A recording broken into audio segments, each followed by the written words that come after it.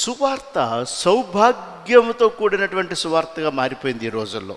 సౌభాగ్యం అంటే ప్రాస్పరిటీ, అభివృద్ధికి సంబంధించిన సువార్త.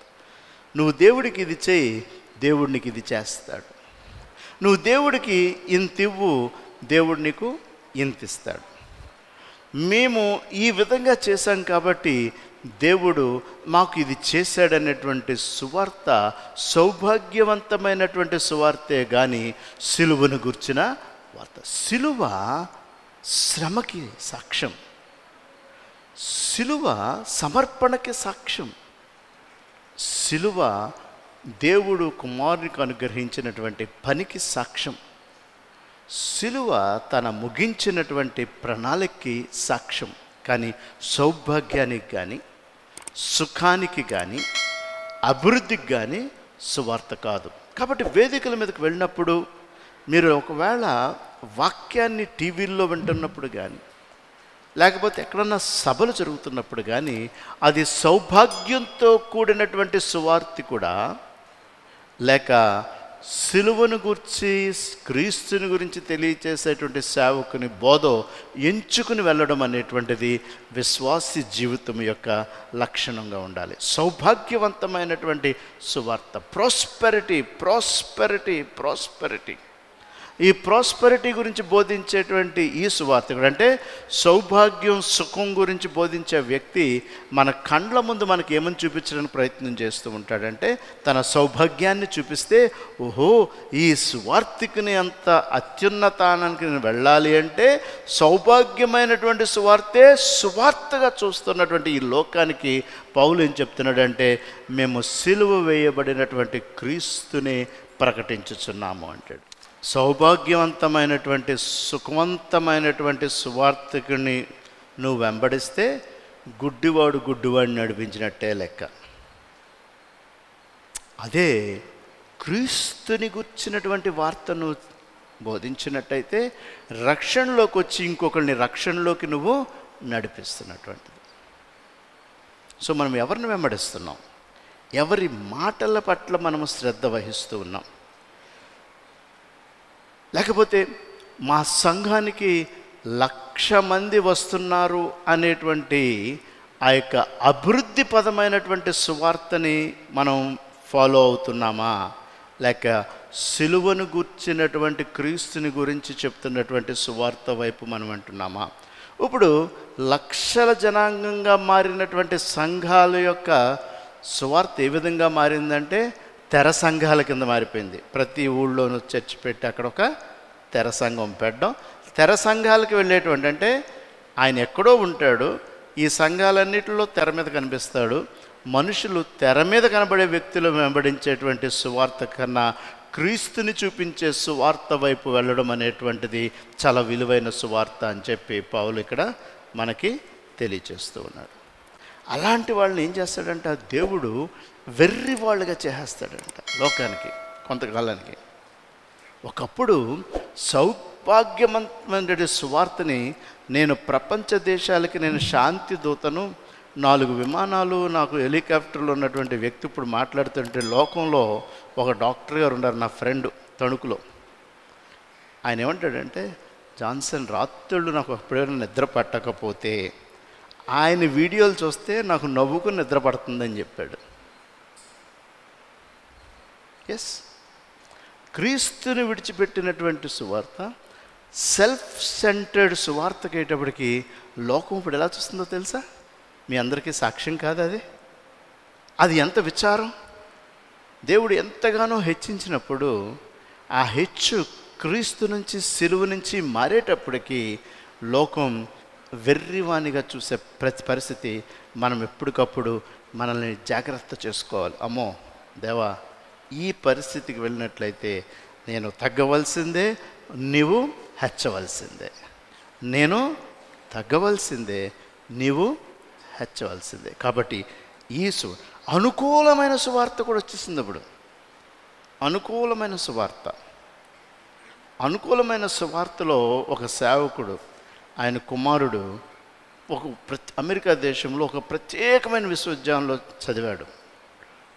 వేదాంతపరంగా చాలా జ్ఞాని.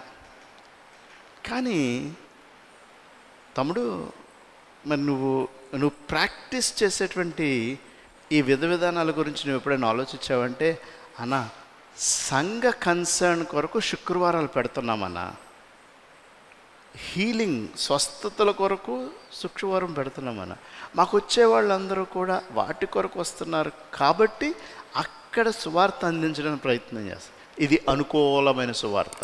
అదే పౌలు ఏం చెప్తున్నాడంటే, ఇది దేవుని దృష్టిలో కూడా ఇది వెర్రితనమే. చాలా జాగ్రత్తగా అనుకూలమైన సువార్త. ఇప్పుడు మీ అందరికి అనుకూలంగా ఉండే సువార్త నేను ప్రకటించడం మొదలుపెట్టాను అనుకోండి, మీకు ఏది అనుకూలమో అది ఇక్కడ చేసినట్టయితే దేవుడికి నేను ఒక దినాన్ని లెక్కప్పు చెప్పవలసిందే.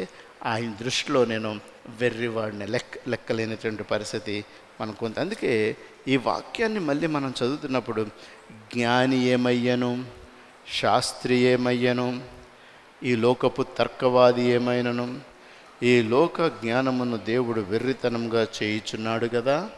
ఈ లోక జ్ఞానాన్ని దేవుడు వెర్రితనముగా చేయుచు, దేవుని జ్ఞానానుసారముగా లోకము తన జ్ఞానము చేత దేవుని ఎరుగుకుండానందున సువార్త ప్రకటనను వెర్రితనము చేత నమ్మవారికి రక్షించుట దేవుని దయా సంకల్పమాయను. ఇలాంటి వాళ్ళను కూడా రక్షించేటువంటిది దేవుని ప్రణాళిక.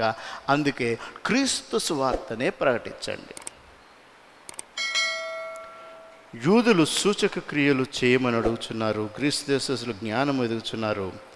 మేము సిలువ వేయబడిన క్రీస్తుని ఆయన యూదులకు ఆటంకముగాను అన్యజనులకు వెర్రితనముగాను, యూదులకేమి గ్రీసు దేశంలో పిలువబడిన క్రీస్తు దేవుని శక్తియు దేవుని జ్ఞానమై ఉన్నాడు. అంటే ఇక్కడ డైరెక్ట్గా క్రీస్తునే తీసుకొస్తున్నాడు పౌలు.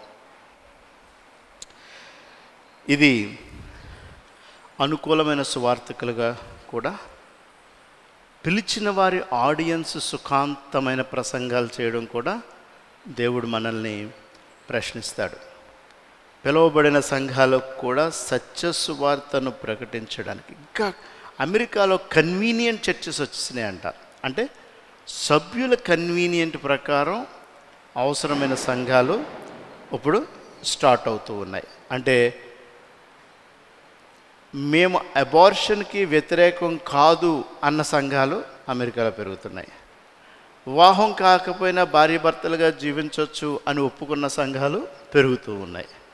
చూడండి ఎంత భయంకరమైన పరిస్థితి.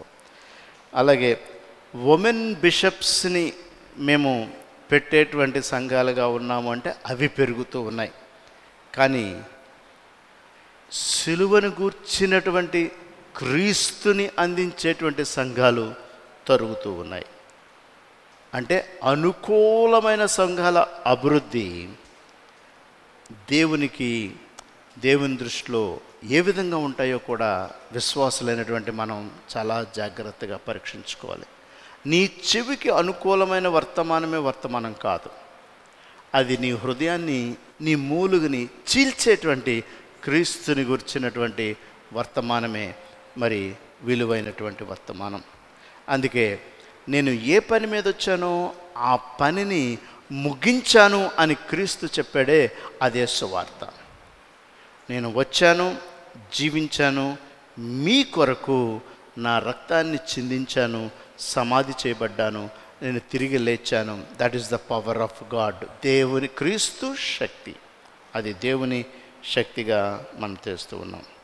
కాబట్టి దేవుడు ఈ సువార్త విషయానికి వచ్చేటప్పటికి క్రీస్తే ముఖ్యం. మన కార్యాల కన్నా, మన మంచి పనుల కన్నా, మన క్రియల కన్నా, మన క్రియలు సువార్తలో ఒక భాగమే కానీ అది సువార్త కాదు. మనం చేసేటువంటి మంచి పనులు క్రీస్తు ప్రేమ తెలిసిన దాంట్లో ఉన్నటువంటి కార్యక్రమాలే కానీ అది సువార్త కాదు. సువార్త వేరు, మనము చేసేటువంటి మంచి పనులు వేరు. సువార్తే, మంచి పనులే, సువార్త క్రీస్తే. అదే మేము ప్రకటిస్తున్నాం. అది పౌలు చెప్తున్నటువంటి సత్యం.